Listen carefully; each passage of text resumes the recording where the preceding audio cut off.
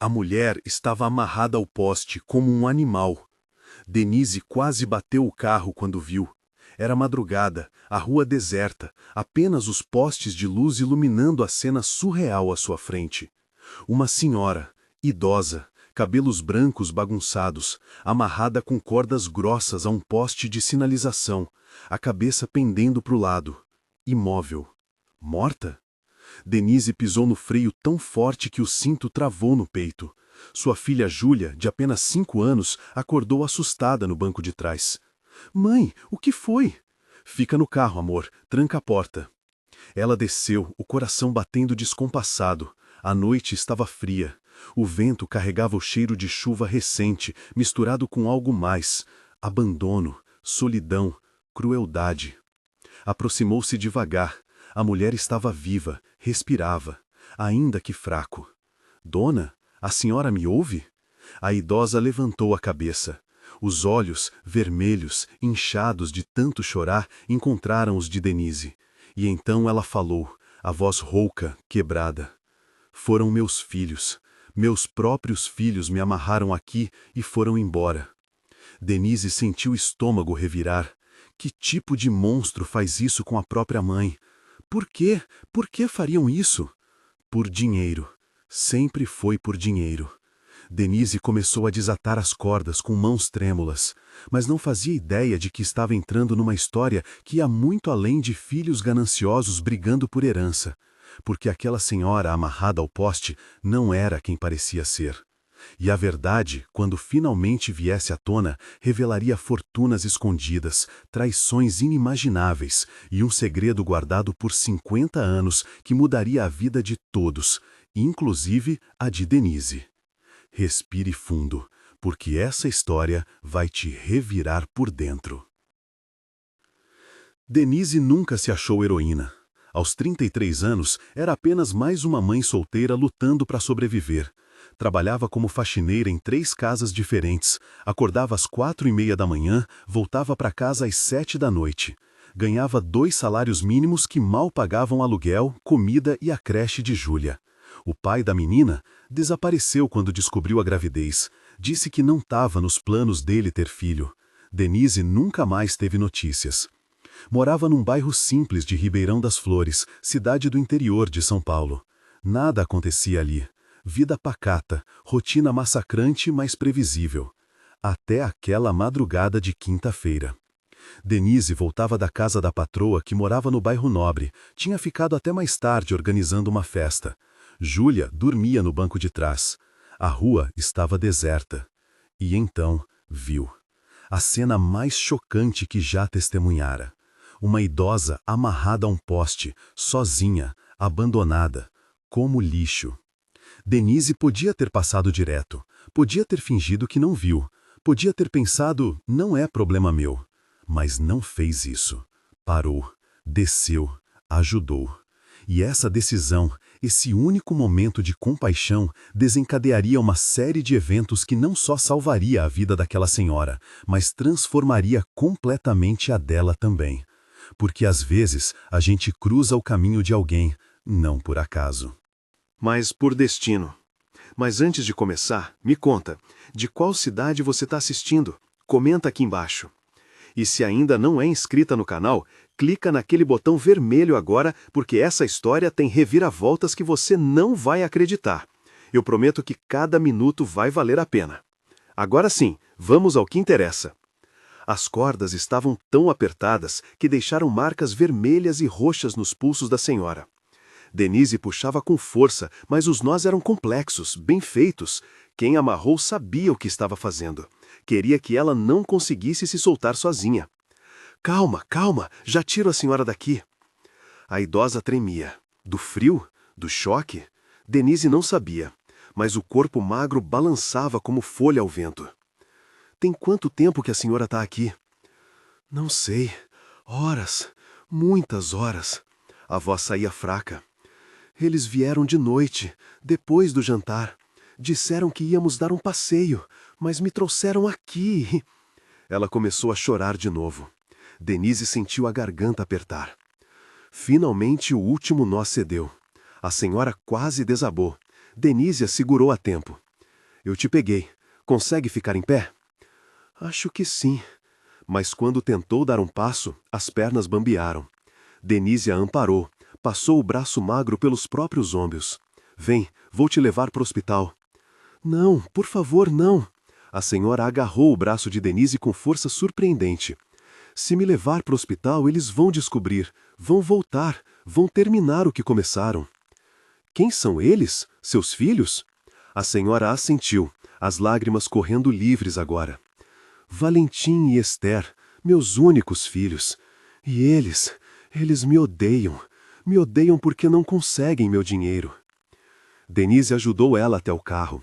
Abriu a porta traseira, acomodou a senhora com cuidado ao lado de Júlia, que acordou de novo e olhava tudo com olhos grandes e assustados.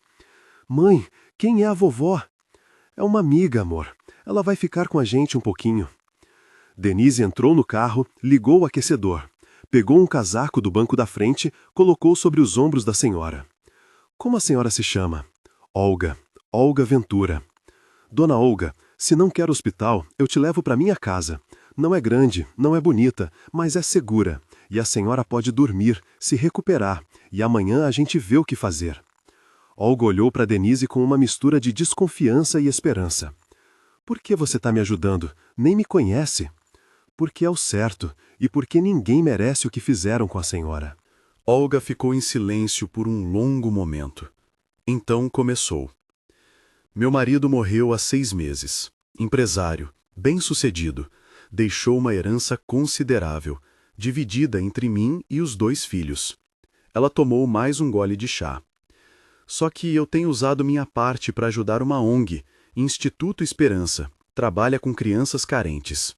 E seus filhos ficaram bravos por isso? Mais que bravos, furiosos. Olga olhou para o chá como se procurasse respostas ali. Valentim descobriu que eu fiz uma doação grande mês passado, R$50 mil. Ele e a Esther se revoltaram, disseram que eu estava jogando dinheiro fora, que eles mereciam mais, que eu tinha que parar de doar. Mas é seu dinheiro, a senhora faz o que quiser. Eu sei, e disse isso para eles. Mas aí a Esther começou a investigar, descobriu que eu venho doando há anos, não só agora, desde antes do meu marido morrer. Olga respirou fundo. Eles acham que eu vou morrer pobre, que não vai sobrar nada para eles. E decidiram que se eu não ia parar de doar, eles iam me impedir. Amarrando a senhora num poste, queriam me assustar, me intimidar, me mostrar que eles controlam minha vida agora. A voz dela ficou mais firme, mas não controlam e nunca vão controlar. Denise sentiu uma admiração crescer por aquela mulher, frágil fisicamente, mas com uma força interior que parecia inabalável. A senhora não vai voltar para a casa deles, né? Não sei onde ir. A casa é grande, vazia e agora perigosa. Fica aqui, pelo menos por alguns dias, até a gente descobrir o que fazer. Eu não posso aceitar. Você mal me conhece. Tenho uma filha pequena. Eu seria um fardo. Não seria. Seria uma hóspede. Denise sorriu. E quem sabe até uma amiga. Olga olhou para ela com olhos marejados. Obrigada. Do fundo do coração. Obrigada. Naquela noite, depois de acomodar Olga, Denise deitou ao lado de Júlia. A menina sussurrou no escuro. Mãe, por que aquela vovó estava amarrada? Porque as pessoas às vezes fazem coisas muito ruins, amor. Mas a gente é boa, né? A gente tenta ser. Sempre. Júlia se aconchegou contra ela. Gostei da vovó. Ela pode ficar? Denise beijou a testa da filha.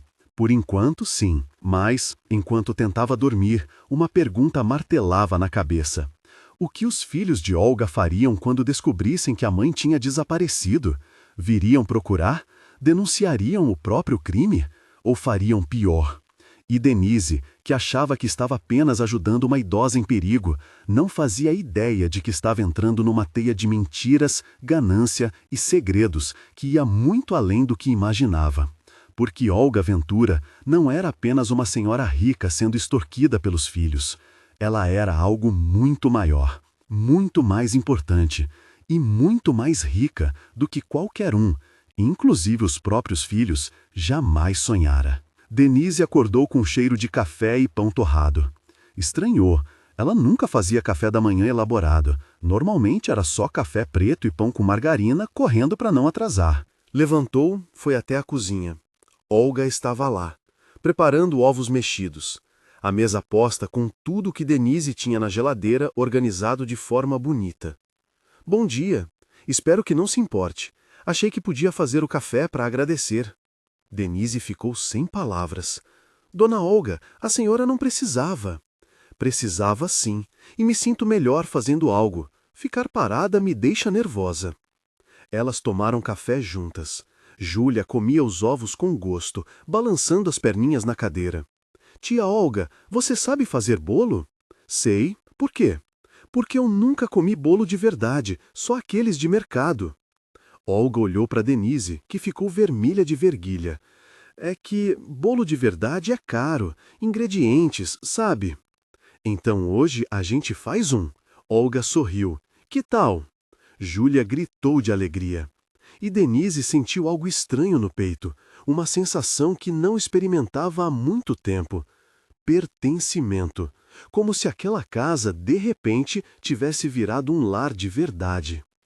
Depois de deixar Júlia na creche, Denise foi trabalhar, mas pediu para Olga não sair de casa, não abrir a porta para ninguém, deixou o número de emergência. Se seus filhos aparecerem, me liga, eu volto correndo. Pode deixar, vou ficar quietinha aqui. No trabalho, Denise mal conseguia se concentrar. Limpava no automático, a cabeça em outro lugar. O que tinha metido ela nessa situação? Ajudar uma desconhecida era uma coisa, mas abrigar ela? Esconder ela de filhos que claramente eram perigosos? E se eles descobrissem? E se viessem atrás dela? E se fizessem algo com Júlia? O celular tocou às 11 da manhã. Número desconhecido. Alô? Denise Santos, voz masculina, educada demais, falsa. Quem tá falando? Meu nome é Valentim Ventura. Minha mãe, Olga Ventura, desapareceu ontem à noite. Estou ligando para todo mundo que trabalha na região onde ela foi vista pela última vez. A senhora, por acaso, viu alguma idosa sozinha, desorientada? Denise sentiu o coração disparar. Como ele conseguiu o número dela? Não, não vi ninguém. Tem certeza? Porque a senhora passa por aquela rua todas as noites voltando do trabalho. O carro dela foi visto ali. Ele sabia onde ela trabalhava, sabia sua rota, estava investigando, seguindo rastros. Tenho certeza, se eu ver alguma coisa, eu ligo. Por favor, faça isso. Estou muito preocupado com minha mãe. Ela tem problemas de saúde, precisa de remédios. Sem eles, ele deixou a frase no ar. Seria trágico. Vou ficar de olho. Desligou com mãos tremendo. Ligou para casa imediatamente. Olga atendeu no segundo toque. Alô? Sou eu. Seu filho me ligou. Ele sabe que eu passo por aquela rua. Tá investigando. Silêncio do outro lado. Depois, ele é persistente. Sempre foi. Dona Olga, a senhora precisa me contar a verdade. Tudo. Porque eu tô entrando numa coisa que não sei o tamanho. E tenho uma filha. Preciso saber em que tô me metendo. Você tá certa. Vamos conversar hoje à noite. Vou te contar tudo. Quando Denise chegou em casa às 7 da noite, Olga estava na cozinha com Júlia. As duas fazendo bolo juntas. A casa cheirava a baunilha e açúcar. Júlia tinha farinha no nariz. Olga sorria. Por um momento, Denise esqueceu os problemas. Apenas observou aquela cena. Sua filha feliz, rindo, com uma figura materna que não fosse ela. Mãe, olha, a gente fez bolo. Tá lindo, amor. Jantaram os três. Bolo de sobremesa, que estava delicioso, diga-se. Júlia comeu 2 fatias. Depois de colocar a menina para dormir, Denise e Olga sentaram na sala. Pode falar, quero saber tudo. Olga respirou fundo. Meu marido, Alberto Ventura, era empresário, dono de 3 fábricas de autopeças. Quando morreu, deixou uma fortuna avaliada em 20 milhões. Denise quase engasgou. 20 milhões? Sim, divididos entre mim e meus 2 filhos. Cada um ficou com cerca de 6 milhões. O resto foi para impostos e dívidas. Então, cada um já tem 6 milhões e ainda quer mais? Esse é o problema. Eles acham que minha parte também deveria ser deles, porque eu sou velha, não preciso de tanto dinheiro. Vou morrer logo mesmo. Mas a senhora não tá velha. Quantos anos tem? 68. Isso não é velho. Tem décadas pela frente ainda. Olga sorriu triste. Obrigada por dizer isso. Mas meus filhos não pensam assim. Para eles, eu sou um obstáculo. Algo entre eles e mais dinheiro. E a ONG, o Instituto Esperança? Fundei há 15 anos, com dinheiro meu, não da herança, mas do meu próprio trabalho. Antes de casar, eu era professora. Juntei durante anos e sempre sonhei em ajudar crianças carentes. Quanto a senhora doou para eles? Ao longo dos anos, cerca de 3 milhões. Denise quase caiu da cadeira. 3 milhões? Sim, e pretendo doar mais, muito mais. Olga se inclinou para frente. Porque o que meus filhos não sabem, o que ninguém sabe, é que eu tenho outro dinheiro, muito mais dinheiro.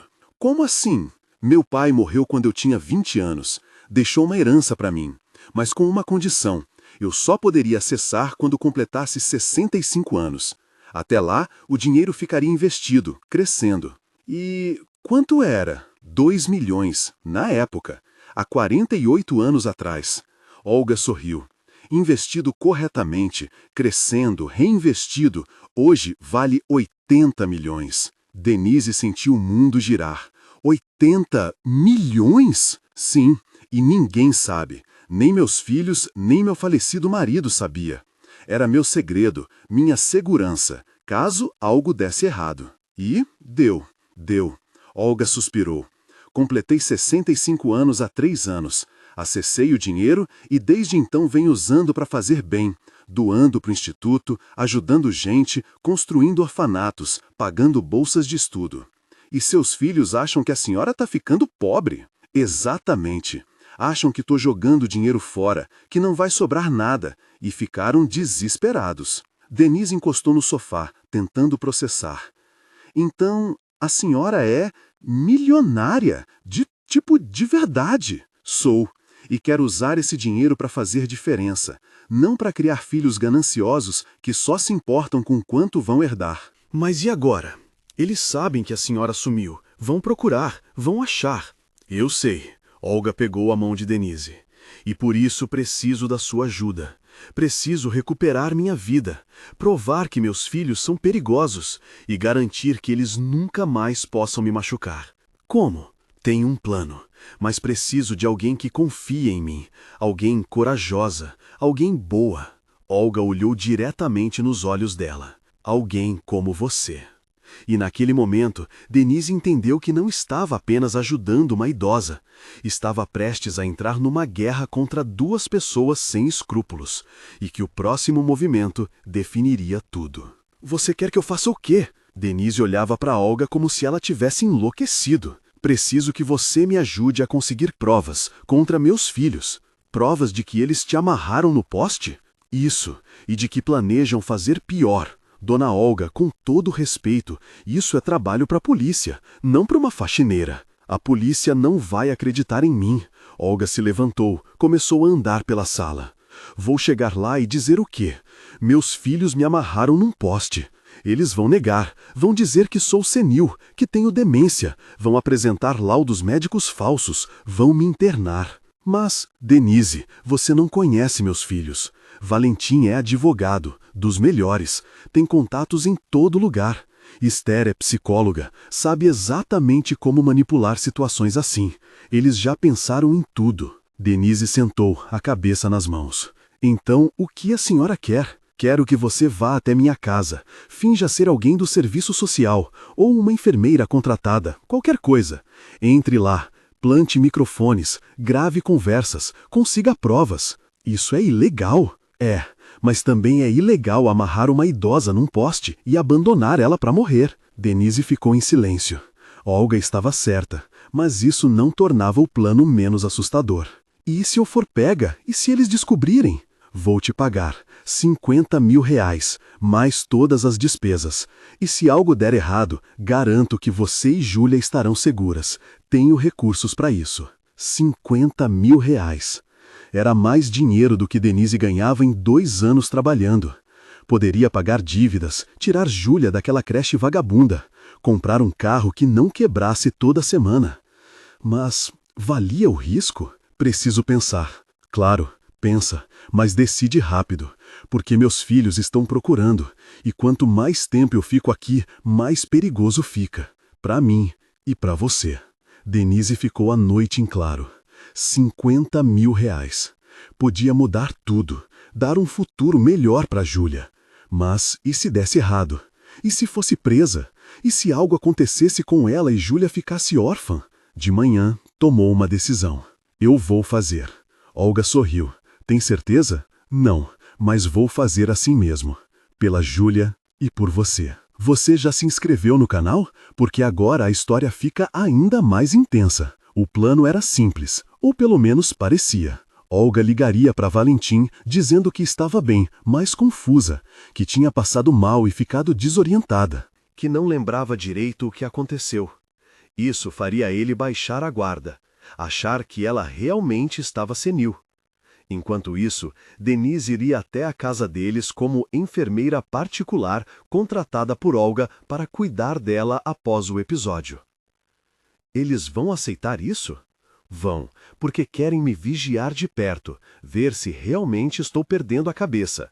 E uma enfermeira em casa facilita. Olga fez a ligação naquela tarde. Denise ouviu tudo. Valentim, sou eu, mãe. Mãe, onde você está? Estamos procurando você desesperados. A voz dele pingava preocupação falsa. Denise sentiu um nojo. Não sei bem. Tive um episódio. Fiquei confusa. Andei pela cidade. Acordei num banco de praça. Não lembrava de nada. Graças a Deus que você está bem. Onde você está agora? Na casa de uma conhecida. Ela me ajudou, mas eu estou voltando para casa. E contratei uma enfermeira para ficar comigo uns dias, para me ajudar. Pausa do outro lado. Uma enfermeira? Mãe, isso não é necessário. Eu e Esther podemos cuidar de você. Não quero incomodar. A enfermeira já foi contratada. Ela começa amanhã. Tá bem, mãe, tá bem. O importante é que você tá segura. Vou buscar você. Onde você tá? Não precisa, eu volto sozinha. Mãe, até logo, filho. Olga desligou. Olhou para Denise. Ele mordeu a isca. Ele soou perigoso. Porque ele é, e agora vamos provar isso. No dia seguinte, Denise vestiu um uniforme branco de enfermeira que Olga comprou numa loja de materiais médicos. Prendeu o cabelo, passou batom. Parecia profissional, séria. Olga lhe deu um crachá falso. Denise Santos, enfermeira técnica Home Care Premium.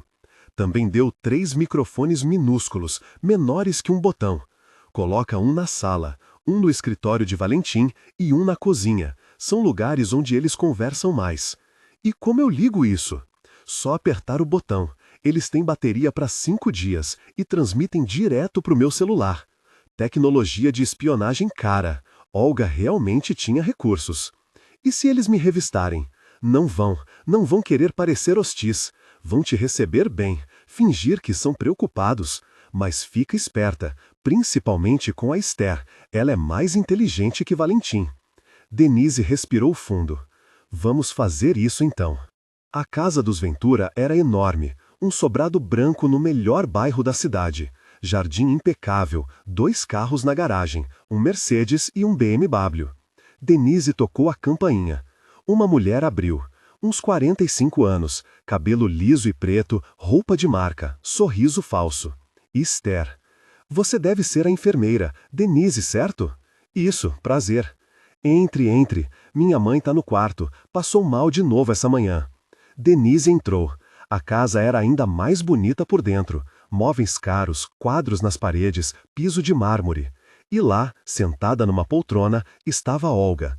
Mas não a Olga que Denise conhecia. Essa Olga parecia menor, mais fraca, confusa. Ela estava atuando. Olá, senhora Ventura. Vim cuidar da senhora. Olga olhou para ela com olhos vazios. Quem é você? Sou a enfermeira. A senhora me contratou, lembra? Não lembro. Esther se aproximou.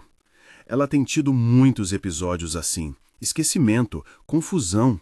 Ontem fugiu de casa. Hoje de manhã não lembrava onde estava. Entendo. Vou ficar de olho. Um homem desceu as escadas. Alto, cabelo gelado, terno mesmo em casa. Valentim. Ah, a enfermeira! Bem-vinda! Ele estendeu a mão. Aperto firme demais. Obrigado por cuidar da nossa mãe. A gente está muito preocupado. Mentiroso. É meu trabalho. Durante o dia, Denise observou tudo. Valentim e Esther tratavam a mãe como criança. Falavam com ela como se fosse burra. Tomavam decisões por ela. E quando achavam que Olga não estava ouvindo, falavam coisas piores. Ela está piorando, Esther disse para Valentim na cozinha. Denise estava fingindo preparar chá. Eu sei. Talvez dê para internar ela logo. Ainda não. Sem laudo médico forte, ela pode reverter. Precisa de mais evidências de demência. E se a gente acelerar o processo? Como? Remédios, medicação que cause confusão, sonolência, perda de memória. Denise quase derrubou a xícara. Eles estavam planejando drogar a própria mãe. Fingiu não ouvir nada. Serviu chá. Sorriu. Mas por dentro estava apavorada. À noite, quando foi embora, Olga a acompanhou até a porta. Conseguiu? Ela sussurrou. Sim, plantei os 3. Ótimo, agora é esperar. Dona Olga, eles estão planejando drogar a senhora, para deixar mais confusa, para conseguir internar. Os olhos de Olga brilharam, não de medo, de raiva. Então, vamos pegá-los antes. E enquanto Denise voltava para casa com o coração disparado, não sabia que as gravações que conseguiriam nas próximas horas não só incriminariam Valentim e Esther, mas revelariam segredos muito piores, muito mais sombrios e muito mais perigosos. Os microfones funcionavam perfeitamente. Denise e Olga ouviam tudo em tempo real pelo celular, sentadas na sala pequena da casa de Denise. Júlia já dormia. A noite estava quente, e as vozes de Valentim e Esther ecoavam pelo aparelho com clareza assustadora. Ela contratou uma enfermeira. Valentim, voz irritada.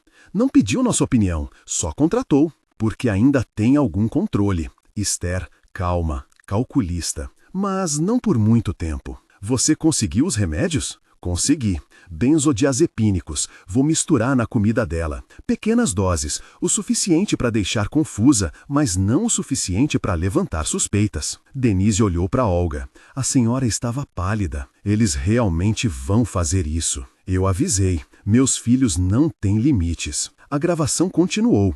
E o testamento? Conseguiu falar com o advogado? Valentim perguntou. Falei. Ele disse que se conseguirmos atestar demência, podemos pedir interdição.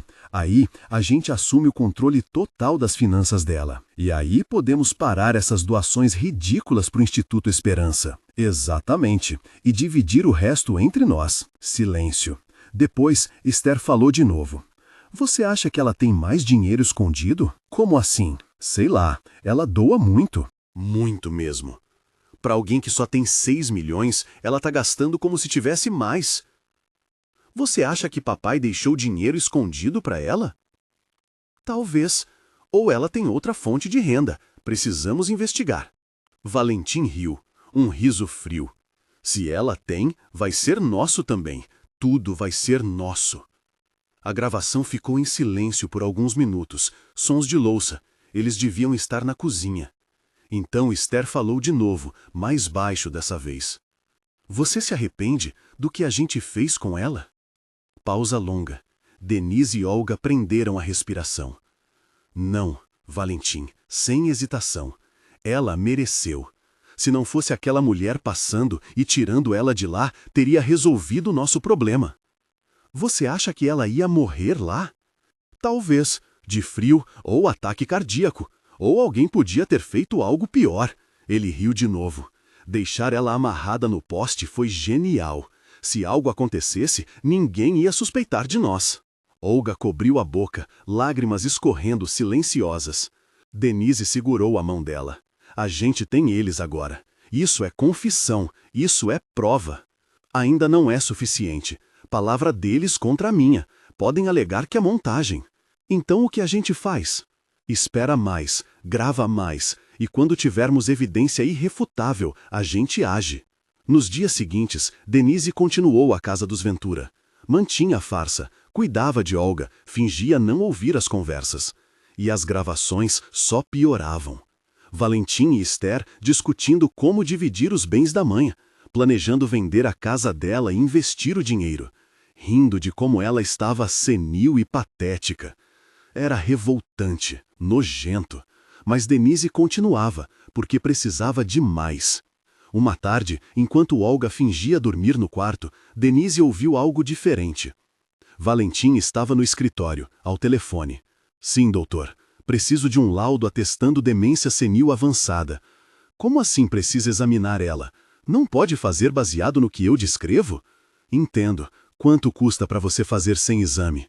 20 mil. Feito. Transferência hoje. Denise gravou tudo no celular também. Backup. Isso era suborno, falsificação de documento, crimes reais, comprováveis. À noite, mostrou para Olga. A gente tem eles, isso aqui é suficiente. Olga ouviu, assentiu. Acho que sim. Vamos para a polícia amanhã. Tem certeza? Tenho. Já vi o suficiente. Já ouvi o suficiente. Meus filhos são monstros e precisam pagar. Mas o destino tinha outros planos. Naquela mesma noite, Denise recebeu uma ligação. Número bloqueado. Alô? Denise Santos. Voz masculina. Não era Valentim. Era mais grave, ameaçadora. O sangue gelou. Quem é você? Um amigo da família Ventura. E vim dar um aviso. Para de ajudar a velha. Para de bisbilhotar. Ou você e sua filha vão se arrepender. Como você? Eu sei tudo sobre você. Onde você mora, onde sua filha estuda. Sei que você tá sem dinheiro. Sei que tá desesperada. A voz ficou mais baixa, mais perigosa. E sei que você pode desaparecer sem ninguém notar. Você tá me ameaçando? Tô te avisando. Faz a escolha certa. Esquece essa história. Esquece a Olga, ou paga o preço. A ligação caiu. Denise ficou parada, o celular tremendo na mão. Olga apareceu na porta do quarto. O que foi? Eles sabem, não sei como, mas sabem, e me ameaçaram. Merda! Olga se sentou pesadamente. Valentim deve ter contratado um investigador particular. E agora? Agora a gente vai para a polícia. Hoje, agora mesmo. Mas é meia-noite. Não importa, não é mais seguro esperar. Denise pegou Júlia, que estava dormindo, embrulhou ela num cobertor. A menina nem acordou. Elas três saíram da casa às escondidas, entraram no carro. E foi quando Denise viu. Um carro escuro parado do outro lado da rua, motor ligado, vidros fechados, alguém as vigiando. Olga, tem alguém ali. Eu sei, acelera, vai direto para a delegacia. Denise pisou fundo. O carro escuro veio atrás. Ele está nos seguindo, mais rápido. As ruas desertas da cidade pequena passavam num borrão. Denise dirigiu no limite.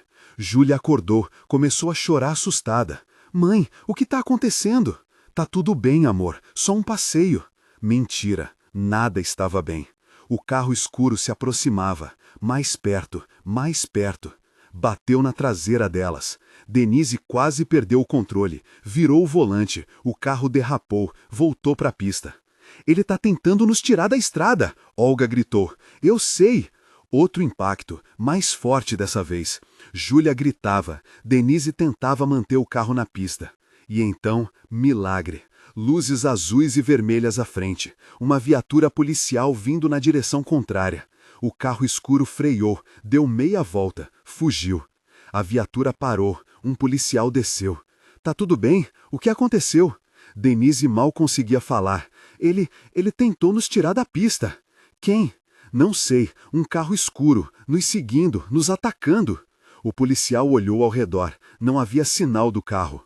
Vocês querem fazer um boletim? Queremos, e queremos proteção, porque alguém está tentando nos matar. E enquanto eram levadas para a delegacia, Denise percebeu que a situação tinha saído completamente do controle. Não era mais sobre ajudar uma idosa, era sobre sobreviver e proteger Júlia a qualquer custo. Gente, comenta aqui, protege a Júlia, vamos mandar energias positivas. O delegado era um homem de uns 50 anos, bigode grisalho, expressão cansada de quem já viu de tudo. Deixa eu ver se entendi. Ele olhava de Denise para Olga. Vocês estão dizendo que os filhos da senhora amarraram ela num poste, que planejam interná-la falsamente, que subornaram um médico e que mandaram alguém perseguir vocês na estrada?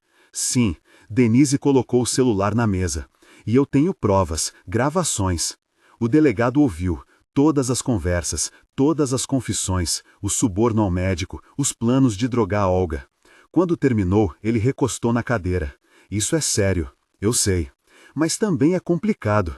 Gravações obtidas ilegalmente, sem mandado, podem não ser aceitas como prova no tribunal. Mas são confissões! Denise bateu na mesa. Eles admitiram tudo. Eu sei. E vou investigar.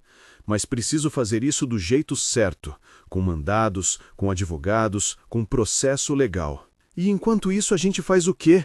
Espera eles matarem a gente? O delegado suspirou. Vou oferecer proteção policial. Por alguns dias, enquanto investigo. E depois? Depois a gente vê. Não era suficiente. Denise sabia, mas era o que tinha. Ficaram 3 dias numa casa de proteção policial. Era pequena, segura, guardas na porta. Júlia não entendia direito. Achava que era uma aventura. Mãe, a gente tá se escondendo de bandidos? Tipo isso, amor. Igual nos filmes? Igual nos filmes. Olga estava mais quieta, pensativa. No que a senhora tá pensando? Denise perguntou numa tarde. Nos meus filhos. Em como cheguei a esse ponto. Olga olhava pela janela. Eu os criei, os eduquei, dei tudo a eles. E eles viraram isso. Não é culpa sua, não. Talvez se eu tivesse sido mais firme, menos permissiva. Talvez se tivesse ensinado valores em vez de dar coisas. A senhora ensinou. Eles que escolheram ignorar. Olga virou para ela. Você é sábia para alguém tão jovem. Não sou sábia. Só aprendi na marra. Vida dura ensina rápido. E sua filha? Você acha que ela vai crescer diferente? Vou fazer o possível. Ensinar a ela a ser boa, a se importar, a não medir as pessoas pelo que elas têm, mas pelo que elas são. Você já está fazendo isso. Ela tem sorte de ter você. Denise sorriu. E a senhora tem sorte de ter sobrevivido aos filhos que tem. Elas riram. Um riso triste, mas genuíno. No 4º dia, o delegado voltou. Tenho novidades. Boas ou ruins? Mistas. Ele se sentou. Consegui um mandado de busca e apreensão na casa dos Ventura. Encontramos os remédios que planejavam usar em Olga, benzodiazepínicos, em quantidade suspeita. E também encontramos anotações, planos detalhados de como conseguir a interdição dela, contatos de médicos dispostos a falsificar laudos e uma apólice de seguro. Seguro? De vida, em nome de Olga Ventura. Valor R$10 milhões. Beneficiários, Valentim e Esther Ventura. O delegado fez uma pausa. Contratado 3 meses atrás. O sangue de Denise gelou. Eles não queriam só interná-la, queriam matá-la. Parece que sim. Olga estava pálida. 10 milhões. Mais os 6 milhões que já tinham. Mais minha parte da herança. Eles iam ficar com tudo. E achavam que ninguém suspeitaria. Velha confusa, acidente, ataque cardíaco, queda. Qualquer coisa. O delegado fechou o caderno. Mas agora temos provas suficientes. Vou emitir mandados de prisão. Valentim e Esther vão ser presos hoje. Denise segurou a mão de Olga. Acabou. Finalmente acabou. Mas Olga não parecia aliviada. Parecia vazia. Meus filhos vão para a cadeia. Eles merecem. Mas ainda são meus filhos. E dói. Dói mais do que posso explicar. A prisão de Valentim e Esther foi rápida. 2 dias depois, Denise e Olga assistiram ao noticiário. Advogado e psicóloga presos por tentativa de homicídio qualificado. Vítima, a própria mãe. As imagens mostravam os dois sendo levados algemados. Valentim com cara de ódio. Esther chorando lágrimas falsas. Isso é um absurdo. Minha mãe tá senil. Ela tá inventando coisas. Valentim gritava para os repórteres. Vamos provar nossa inocência. Somos vítimas de uma conspiração, Esther acrescentava. Mas ninguém acreditava. As provas eram claras demais. Como a senhora está se sentindo? Denise perguntou. Triste, aliviada, com raiva, tudo ao mesmo tempo. Olga desligou a TV. Mas principalmente livre. Pela primeira vez em décadas, livre. E agora, o que a senhora vai fazer? Vou voltar para minha vida, minha casa, meu instituto. Olga virou para Denise. E vou garantir que você e Júlia tenham o que merecem. Dona Olga, a senhora não precisa. Prometi 50 mil. Vou dar 100 mil, por ter arriscado sua vida, por ter salvado a minha. Denise ficou sem palavras. E mais uma coisa. Olga segurou as mãos dela. Quero te oferecer um emprego no Instituto Esperança, como coordenadora administrativa. Salário, 10 mil por mês. Carteira assinada, benefícios. Você, Júlia e eu morando perto, sendo família. As lágrimas vieram. Denise tentou segurar, mas não conseguiu. Por quê? Por que a senhora está fazendo isso? Porque você me mostrou que ainda existe bondade no mundo, que ainda existem pessoas que se importam. E porque... A voz de Olga falhou. Porque eu perdi meus filhos, mas ganhei uma filha. Se você aceitar ser. Denise a abraçou, forte, como se quisesse provar que era real, que aquilo não ia desaparecer. Aceito, claro que aceito. E ali, naquele abraço, duas mulheres que o destino juntou de forma brutal, descobriram que família não é sangue, é escolha, é amor, é presença. 3 meses depois, Denise estava no escritório novo do Instituto Esperança. Pequeno, mas funcional, mesa organizada, computador bom, ar-condicionado. E uma foto na mesa, ela, Júlia e Olga, sorrindo, felizes. Júlia agora estudava numa escola particular boa, tinha amigos, tinha uniforme novo, tinha material escolar completo. E Denise tinha paz. Não precisava mais trabalhar 3 empregos, não precisava mais contar moedas no fim do mês, não precisava mais ter medo do futuro. Denise, tem os documentos aqui que precisam da sua assinatura, uma voluntária entrou. Doação anônima, 200 mil reais. 200 mil? Denise olhou o documento. Quem doou? Anônimo, mas veio com um bilhete, a voluntária entregou. Diz, para continuar fazendo o bem. Obrigada por me ensinar que bondade existe. Uma amiga grata. Denise sorriu. Era Olga. Sempre Olga. Olga tinha voltado para Casa Grande, mas não morava sozinha. Tinha adotado 2 crianças do próprio instituto, irmãos, menino de 8 e menina de 6, órfãos. Não posso devolver os anos que perdi com meus filhos, ela dissera para Denise, mas posso dar amor a crianças que precisam. E dessa vez vou fazer certo. E estava fazendo. Olga tinha voltado para Casa Grande, mas não morava sozinha. Tinha adotado 2 crianças do próprio instituto, irmãos, menino de 8 e menina de 6, órfãos. Não posso devolver os anos que perdi com meus filhos, ela dissera para Denise, mas posso dar amor a crianças que precisam, e dessa vez vou fazer certo. E estava fazendo. Olga tinha voltado para Casa Grande, mas não morava sozinha. Tinha adotado 2 crianças do próprio instituto, irmãos. As crianças floresciam com ela, riam, brincavam, chamavam ela de Mãe Olga. Era lindo de ver. Quanto a Valentim e Esther, o julgamento foi rápido. As provas eram irrefutáveis, os crimes, claros. Valentim pegou 12 anos, Esther, 10. Tentaram recorrer. Alegaram insanidade temporária, manipulação, qualquer coisa. Nada funcionou. E Olga não visitou, nenhuma vez. Eu os perdoei, ela disse para Denise. Mas perdoar não significa esquecer, ou fingir que não aconteceu. Eles fizeram escolhas, agora pagam. Numa tarde de sábado, Denise e Júlia foram visitar Olga. A casa estava cheia. As 2 crianças corriam pelo jardim. Olga preparava bolo na cozinha. Cheiro de chocolate enchia o ar. Tia Olga! Tia Olga! Júlia correu para ela. Você pode me ensinar a fazer bolo também? Claro, meu amor, vem aqui. Denise ficou na porta, observando.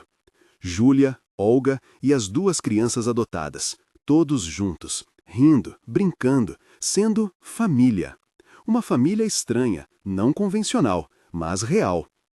No que você está pensando? Olga perguntou, tirando farinha do nariz de Júlia. Em como a vida é engraçada. Por quê?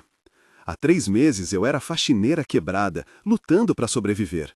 E agora, Denise olhou ao redor, agora tenho emprego bom, tenho segurança, tenho você, tenho família. E eu que achava que ia morrer amarrada num poste, Olga riu. E agora tenho você, Júlia, Pedro, Ana, tenho motivo para acordar de manhã. A gente salvou uma outra, né? Salvamos e continuamos salvando, todo dia. Mas a história não terminou ali, porque Olga tinha um último plano. Chamou Denise para o escritório particular dela. Preciso te mostrar uma coisa. Abriu um cofre, tirou documentos. Meu testamento, novo, feito semana passada. Dona Olga, deixa eu terminar. Olga colocou os papéis na mesa. Quando eu morrer, e espero que seja daqui a muitos anos, meus bens serão divididos assim. 40% para o Instituto Esperança, 30% para as crianças que adotei e 30% para você e Júlia. Denise ficou sem ar. O quê? 30% do total, incluindo os 80 milhões que meus filhos nunca souberam que eu tinha. Isso dá 24 milhões para você e Júlia. O mundo girou. Dona Olga, eu não posso aceitar isso. Pode sim, e vai. Olga segurou as mãos dela. Você me salvou, literalmente. Arriscou tudo, sua vida, sua filha, e não pediu nada em troca. Pessoas assim merecem ser recompensadas. Mas é dinheiro demais. E você vai usar bem, sei que vai. Para dar futuro melhor para Júlia, para continuar ajudando gente, para espalhar bondade. Olga sorriu. Você aprendeu o que meus filhos nunca aprenderam. Dinheiro não é o fim, é meio de fazer diferença. Denise chorou, abraçou Olga. Obrigada por tudo, por ter confiado em mim, por ter me dado uma família, por ter mudado minha vida. Obrigada a você, por não ter passado direto naquela noite, por ter parado, por ter se importado. E ali, naquele escritório, duas mulheres que o destino juntou selaram não apenas um acordo financeiro, mas um pacto de amor, de família, de legado. Um ano após o resgate, o Instituto Esperança tinha crescido. De uma sede pequena, passara para um prédio de 3 andares. Atendia 200 crianças. Tinha biblioteca, sala de informática, quadra esportiva, refeitório. E tudo graças às doações de Olga e à administração de Denise. Você tem jeito para isso, Olga disse numa reunião. Organização, eficiência, mas sem perder o lado humano. Aprendi com a melhor. O Instituto não só oferecia atividades, oferecia esperança. Crianças que antes estavam nas ruas agora tinham futuro. Estudavam, sonhavam, acreditavam. E Denise via tudo isso com orgulho. Numa manhã, uma mulher apareceu no instituto. Jovem, uns 25 anos, nervosa. Posso falar com a coordenadora? Sou eu, Denise. Em que posso ajudar? A mulher hesitou. Eu vi uma reportagem sobre você, sobre como salvou aquela senhora, e eu tô numa situação parecida. Como assim? Meu namorado, ex-namorado, ele tá me ameaçando. Diz que se eu não voltar, ele vai fazer algo comigo, com minha filha. O coração de Denise apertou. Ela conhecia aquela história. Violência, ameaça, medo. Você já foi na polícia? Fui, mas eles disseram que sem provas não podem fazer nada. E eu tenho medo, muito medo. Denise segurou a mão dela. Você não tá sozinha. A gente vai te ajudar. Como? Primeiro, vamos te colocar num lugar seguro, você e sua filha. Depois, vamos conseguir as provas e garantir que ele nunca mais possa te machucar. A mulher começou a chorar. Por quê? Porque você está me ajudando, nem me conhece. Porque alguém me ajudou quando eu precisei, e agora é minha vez de passar adiante. Aquela foi a primeira. Depois vieram outras, muitas outras. Mulheres em situação de violência, de abuso, de perigo. Denise e Olga criaram um programa especial no Instituto, Casa Segura. Oferecia abrigo temporário, suporte psicológico, assistência jurídica e ajuda para recomeçar. Em 6 meses, ajudaram 30 mulheres e suas 50 crianças. A gente tá fazendo diferença de verdade, Denise disse para Olga. Estamos, e é só o começo, mas nem tudo eram flores. Valentim e Esther, da prisão, tentaram uma última cartada. Entraram com um processo alegando que Olga estava sendo manipulada por Denise, que Denise tinha se aproveitado da vulnerabilidade dela, que o testamento era inválido. Eles não desistem nunca, Denise disse lendo a notificação. Não desistem, mas também não vão ganhar. Olga estava tranquila. Tenho advogados melhores, provas de que estou lúcida e testemunhas de sobra. O processo foi negado em primeira instância. Os juízes viram claramente que era tentativa desesperada de 2 condenados tentando se vingar. Valentim e Esther perderam, de novo. Numa tarde, Denise recebeu uma carta. Remetente, presídio feminino. Esther Ventura. Hesitou em abrir, mas a curiosidade venceu. Denise, sei que não tenho direito de pedir nada, mas gostaria de conversar, cara a cara, não para pedir perdão, não para me justificar, apenas para entender. Você fez por minha mãe o que eu deveria ter feito. Cuidou dela, amou ela, protegeu ela. E eu a abandonei. Tentei matá-la. Quero entender como alguém faz o certo quando eu só consegui fazer o errado. Se puder, me visita. Se não puder, entendo. Esther. Denise mostrou a carta para Olga. Você quer que eu vá? Não sei. Parte de mim quer acreditar que ela mudou, mas outra parte acha que é manipulação. E o que seu coração diz? Olga pensou. Diz que talvez seja tarde demais para ela, mas não custa tentar. A visita foi marcada para sábado seguinte.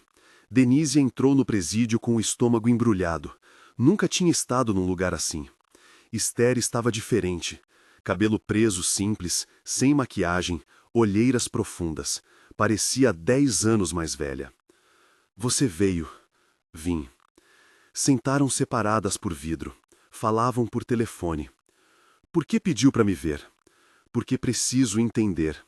Esther olhava diretamente nos olhos dela. Você não conhecia minha mãe. Não devia nada a ela. Podia ter passado direto, mas não passou. Por quê? Porque era o certo. Só isso?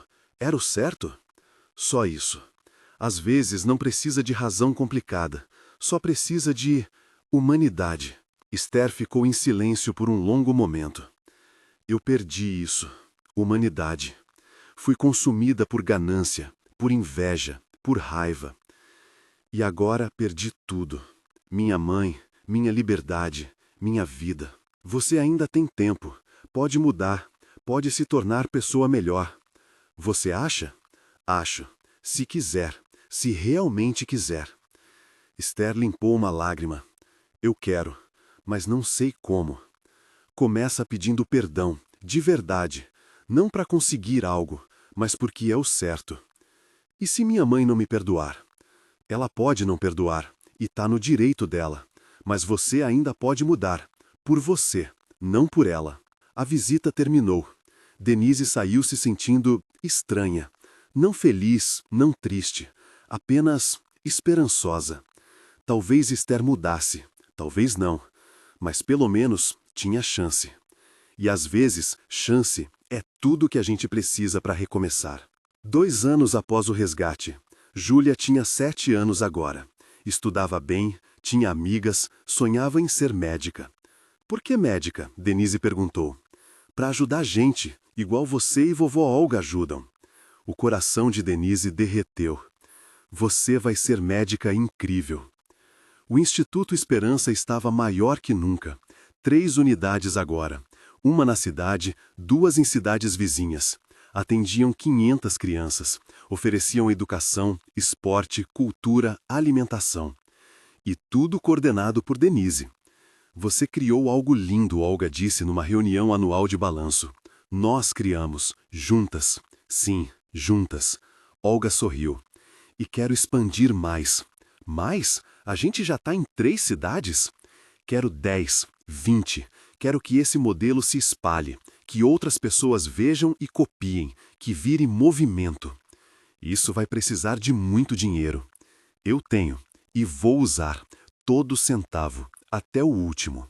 Numa tarde, um homem apareceu no instituto. Alto, uns 40 anos, terno caro, pasta de couro.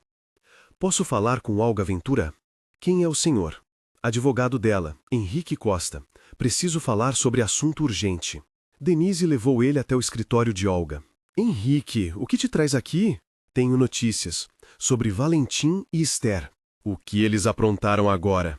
Nada. Na verdade, Valentim teve um infarto. ontem, na prisão. Olga ficou pálida. Ele tá vivo? Tá, mas grave, no hospital. E ele pediu para ver você. Silêncio pesado.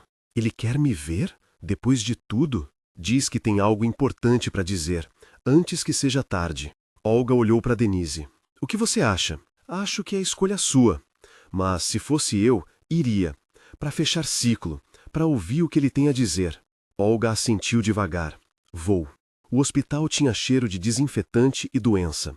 Valentim estava num quarto sozinho, vigiado por policial. Pálido, magro, tubos e fios por todo lado. Quando viu a mãe, os olhos dele encheram de lágrimas. Mãe! Olga se aproximou, cautelosa, como se ele ainda pudesse machucá-la. Valentim, obrigado por vir. O que você queria me dizer? Ele tossiu, fraco. Que eu sinto muito, de verdade. Sente muito? Por tudo. Por ter te amarrado, por ter tentado te matar, por ter sido o pior filho do mundo. As lágrimas corriam agora. Eu era ganancioso, egoísta, monstro, e perdi você por isso. Olga não disse nada, apenas ouviu. Eu sei que você não vai me perdoar, e não deveria, mas queria que soubesse que eu me arrependo. Todo dia, todo minuto, me arrependo. Por que me dizer isso agora? Porque tá morrendo? Talvez. Ou talvez porque finalmente entendi. Aqui, sozinho, sem dinheiro, sem poder, sem nada. Ele olhou para as próprias mãos. Eu tinha tudo e joguei fora, por ganância. Olga respirou fundo. Eu não te perdoo. Ainda não. Talvez nunca perdoe. Eu sei. Mas espero que você use o tempo que ainda tem para ser melhor, mesmo que seja aqui. Mesmo que seja preso, seja melhor. Vou tentar. Olga virou para sair. Parou na porta. E, Valentim, pela primeira vez na vida, você foi sincero comigo. Obrigada por isso. Saiu sem olhar para trás. Do lado de fora, Denise esperava. Como foi? Difícil, doloroso, mas necessário. Olga limpou os olhos. Ele finalmente entendeu. Tarde demais, mas entendeu. A senhora vai perdoar ele? Não sei. Talvez um dia. Mas agora só quero seguir em frente. Valentim morreu 3 dias depois. Infarto fulminante. Não resistiu. Esther foi informada na prisão. Pediu para ir no enterro. Negado. O enterro foi pequeno. Apenas Olga, Denise, o advogado e 2 colegas de prisão que Valentim aparentemente fizera amizade. O enterro foi pequeno. Como viveu? A senhora tá bem? Tô. É estranho. Perder um filho, mesmo um filho que te traiu, ainda dói. É humano doer. É. Olga colocou uma flor no caixão. Adeus, Valentim. Espero que encontre paz onde quer que esteja. 2 semanas depois, Denise recebeu outra carta, de Esther. Denise, meu irmão morreu, e eu tô sozinha, completamente sozinha. Minha mãe não fala comigo, não me visita, e eu entendo, mereço. Mas queria te agradecer por ter visitado, por ter me dado esperança. Tô mudando, de verdade. Faço terapia aqui, trabalho voluntário com outras presas, ensino as que são analfabetas a ler. Não apago o que fiz, sei disso, mas é começo. E quando sair, se sair, quero ser pessoa diferente, pessoa melhor. Obrigada por me mostrar que é possível. Esther. Denise guardou a carta, e pela primeira vez sentiu que talvez, só talvez, Esther realmente mudasse. Porque mudança é difícil, mas não impossível. E às vezes, uma segunda chance é tudo que alguém precisa. 5 anos após o resgate, o Instituto Esperança tinha 15 unidades, espalhadas por todo o estado. Depois expandiu para estados vizinhos. Atendia 3.000 crianças. E tudo começara com uma mulher amarrada num poste e outra que parou para ajudar. Você já viu o documentário? Olga perguntou, entrando no escritório de Denise. Que documentário? Sobre o Instituto, sobre nossa história. Um cineasta independente fez. Vai lançar semana que vem. Sério? Sério. E quer que a gente participe da pré-estreia. Denise suspirou. Eu não gosto de aparecer. Eu sei, mas é importante para mostrar que histórias assim acontecem e que a gente pode fazer diferença. A pré-estreia foi num cinema pequeno da cidade, lotado. Imprensa, autoridades, voluntários, crianças do instituto. O documentário começou, mostrava tudo, a história de Olga, de Valentim e Esther, do resgate, da luta, da transformação. Tinha entrevistas com Olga, com Denise, com crianças ajudadas pelo instituto. E terminava com uma mensagem poderosa. Bondade não é fraqueza, é coragem. Coragem de parar quando outros passam direto. Coragem de se importar quando seria mais fácil ignorar. E coragem de acreditar que uma pessoa pode fazer diferença. Quando as luzes acenderam, não havia olho seco. As pessoas se levantaram, aplaudiram de pé, por minutos.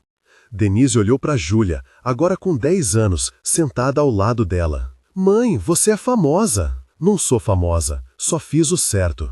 Mas muita gente não faz, e você fez. Denise abraçou a filha, e espero que você faça também, sempre. Após a exibição, jornalistas cercaram Denise e Olga. Denise, o que você diria para alguém que vê alguém precisando de ajuda, mas tem medo de parar? Eu diria para, mesmo com medo, mesmo com dúvida, porque você pode ser a única chance daquela pessoa. E essa chance pode mudar tudo. Olga, a senhora perdoou seus filhos? Valentim, sim, finalmente perdoei, antes dele morrer. Esther, ainda estou trabalhando nisso. Perdão não é instantâneo, é processo. E o Instituto, planos futuros? Continuar crescendo, continuar ajudando, até o último centavo, até o último suspiro. Semanas após o documentário, algo inesperado aconteceu. Doações começaram a chegar de todo o país. Pessoas inspiradas pela história, querendo ajudar também. 50 mil, 100 mil, 200 mil. Em 2 meses, arrecadaram 5 milhões. As pessoas são boas, Olga disse, olhando os relatórios. Só precisam ser lembradas disso. E agora, o que fazemos com tudo isso? Expandimos, muito mais. O objetivo é ter 100 unidades em 5 anos. 100? 100. E depois 1000. Por que não? Denise riu. A senhora é sonhadora. Sou realista. Realista que acredita em bondade. Esther saiu da prisão no 6º ano, condicional, por bom comportamento. Foi direto para uma casa de transição, pequena, simples, com outras ex-detentas. E no 2º dia foi até o Instituto Esperança. Denise estava na recepção quando ela entrou. Esther, Denise. Ela parecia nervosa, mais magra, cabelos curtos. Posso falar com você? Pode. Sentaram numa sala privada. Eu sei que não tenho direito de pedir nada, mas será que vocês teriam uma vaga para voluntária, qualquer coisa, limpeza, cozinha, qualquer coisa? Você quer trabalhar aqui? Quero tentar fazer bem, pela primeira vez na vida. E aprendi na prisão que sou boa com crianças, tenho paciência, tenho escuta, e quero usar isso. Denise estudou ela, procurando sinais de mentira, de manipulação, mas não encontrou, apenas sinceridade. Vou falar com Olga, mas não prometo nada. Entendo, obrigada por pelo menos considerar. Olga hesitou. Minha filha, trabalhando aqui, depois de tudo. Eu sei que é difícil, mas e se ela mudou mesmo? E se é verdade? E se for fingimento? Aí a gente descobre e manda embora, mas pelo menos damos a chance. Olga pensou por dias. Finalmente aceitou. 1 semana de teste, voluntária, supervisionada. Se houver qualquer problema, sai. Justo. Esther começou na segunda seguinte. Trabalhou na cozinha, ajudou no refeitório, conversou com crianças. E foi boa, paciente, carinhosa, real. Ao fim da semana, Olga chamou ela. Você pode ficar, se quiser. Esther começou a chorar. Obrigada, obrigada por me dar essa chance. Não me agradeça, agradeça a Denise, foi ela que defendeu você. Esther olhou para Denise, que assistia tudo de longe, acenou em agradecimento. Denise acenou de volta. Talvez nem todos fossem irreparáveis, talvez mudança fosse possível. desde que houvesse chance. E ali, naquele instituto construído sobre bondade e segundas chances, até a filha que traiu encontrou redenção. 10 anos após o resgate. Júlia tinha 15 anos, estudava em colégio particular bom, tirava notas excelentes, e sim, ainda queria ser médica. Para ajudar gente, mãe, como você me ensinou. Denise não podia estar mais orgulhosa. O Instituto Esperança tinha 63 unidades, em 12 estados, atendia 10.000 crianças. Tinha se tornado referência nacional em assistência social. E Olga, agora com 78 anos, continuava firme, ativa, presente. Vou trabalhar até não poder mais, ela dizia. É meu propósito. Esther continuava no instituto, 5 anos trabalhando ali. De voluntária, passou a funcionária. De funcionária, passou a coordenadora de uma das unidades. E era boa, muito boa. As crianças a amavam, os funcionários a respeitavam. Quem diria, Denise comentou com Olga, que ela viraria isso? Pessoas mudam, quando querem, quando tem motivo. A senhora perdoou ela? Perdoei. Levou anos, mas perdoei. Olga sorriu, porque ela provou que merecia, não com palavras, com ações. Numa tarde especial, Olga reuniu todo mundo no auditório principal. Denise, Júlia, Esther, funcionários, voluntários, crianças. Tem um anúncio importante. Todos ficaram em silêncio. Eu tô ficando velha, cansada, e embora eu ame este trabalho, tá na hora de passar o bastão. Ela olhou para Denise. Denise, você construiu isso tanto quanto eu. Você tem visão, tem coração, tem tudo o que é preciso para liderar. Dona Olga, quero que você assuma como diretora geral. Eu fico como conselheira, mas a liderança é sua. Denise ficou sem palavras. Eu não sei se estou pronta. Tá mais que pronta. Sempre esteve. Aplausos explodiram no auditório. Denise aceitou, com lágrimas nos olhos, com gratidão no coração. 2 anos depois, Olga adoeceu. Câncer. Agressivo, sem cura. Os médicos deram 6 meses. Ela viveu 8. E nesses 8 meses, continuou trabalhando. Visitando as unidades, conversando com crianças, fazendo diferença até o último dia. Não tenho medo de morrer, ela disse para Denise numa tarde. Fiz o que vim fazer. Ajudei quem pude. Amei quem merecia. A senhora mudou o mundo. Mudei meu mundo, que era o que importava. Olga morreu numa manhã de primavera, em casa, cercada de família. Denise, Júlia, Esther e as crianças que ela adotara, agora adultos. Pacífica, tranquila, completa. O funeral foi enorme, milhares de pessoas. Crianças que ela ajudou, mães que ela salvou, vidas que ela tocou. E no meio de tudo, Denise leu uma carta que Olga deixara.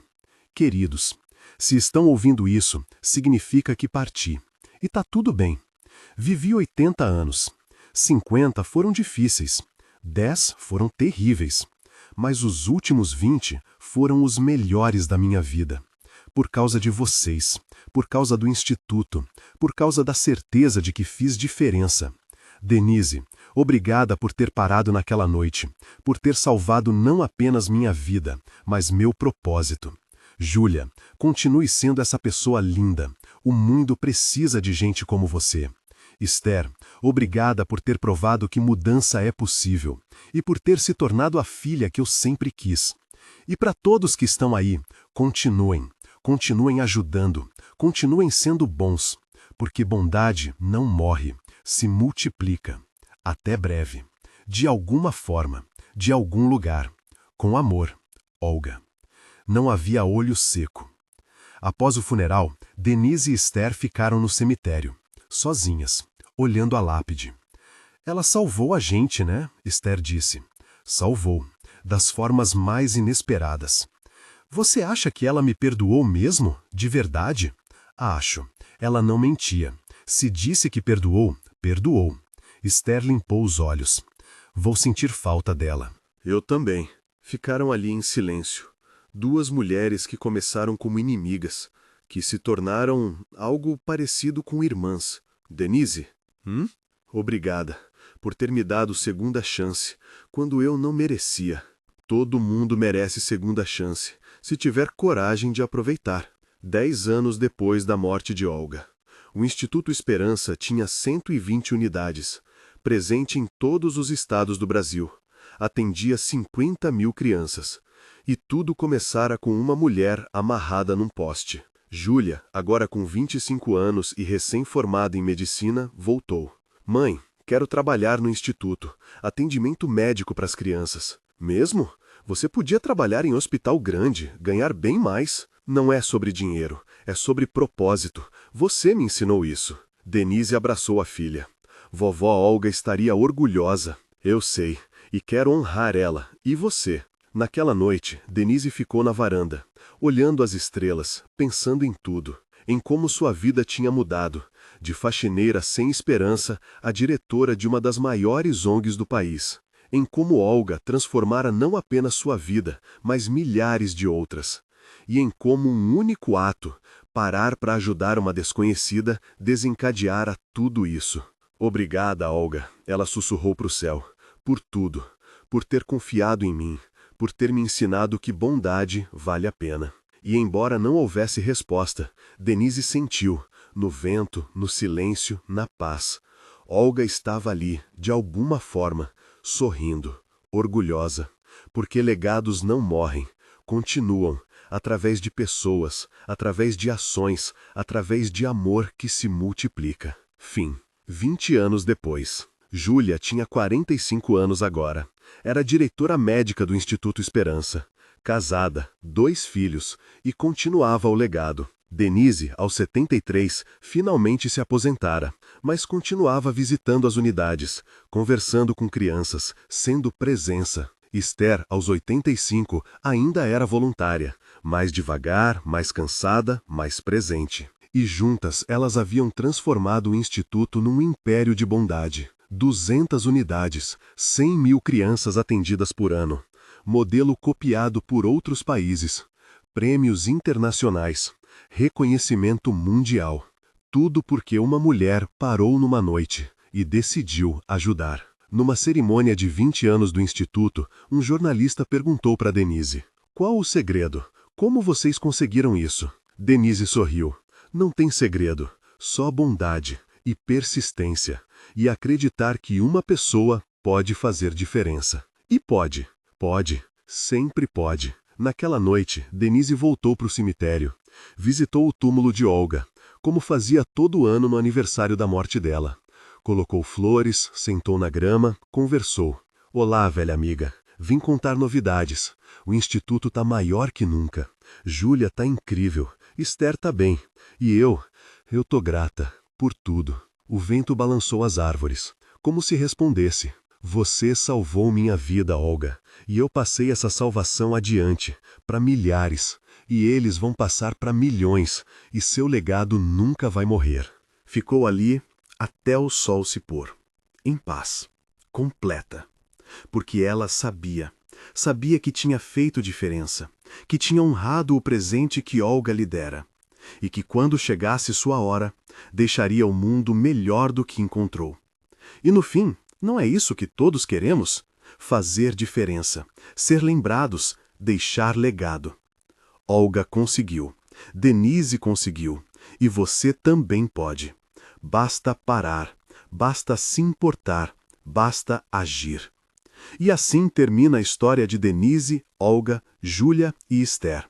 Uma história sobre não passar direto, sobre parar quando todo mundo segue em frente, sobre bondade que se multiplica e sobre legados que atravessam gerações.